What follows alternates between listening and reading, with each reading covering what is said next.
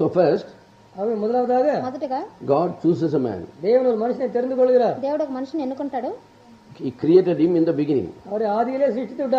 అతన్ని ఆదిలో So it is సృష్టించాడు. called Srishtika Adi. That hour is the సృష్టికి ఆది మానవుడు. beginning of creation. సృష్టి యొక్క ఆది మానవుడు. కాబట్టి ఆయన సృష్టికి ఆదిగా ఉన్నాడు. So it's called self-existent one. అవి அவர் தானாகவே இருக்கிறவர் என்று அர்த்தப்படுகிறது. తను తానే ఉంటున్నాడని అర్థం అది. So he took a man's form and created him. அவர் மனுஷனுடைய உருவை எடுத்து அவரை சிருஷ்டித்தார். ఒక మనిషిని రూపం తీసుకొని అతను సృష్టించాడు. But he must be a man.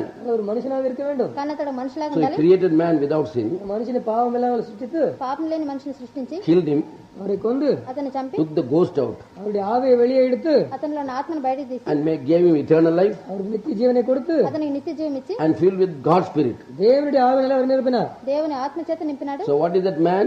அந்த மனுஷன் யார்? ఆ మనుషుడు ఎవరు? He is a human being having the fullness of God in him. தேவனுடைய பரிபூர்ணத்தை உள்ளே அடக்கி இருக்கிற ஒரு மனுஷன்.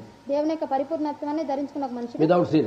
பாவம் இல்லாமல். పాపం లేకుండా. So in the early beginning, ஆகவே ஆதியிலே if you see Bhagavad Gita, பகவத்கீதையில பார்த்தீர்கள் என்றால்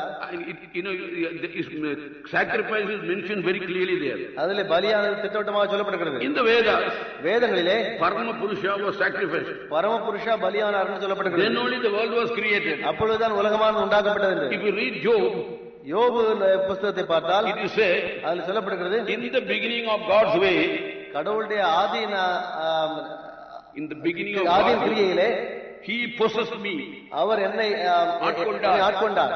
That time there was no creation. அப்பொழுது சிருஷ்டிப்பை ஆரம்பிக்கவில்லை. Heaven was there.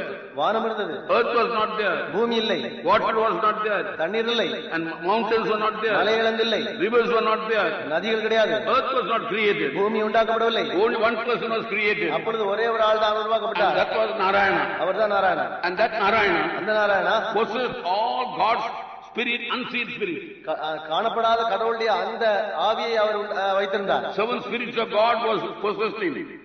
தேவனுடைய 7 ஆவிகள் அவர்கள் அடங்கியிருந்தன. And that is why ஆகவேதான் that power will not act without Narayana.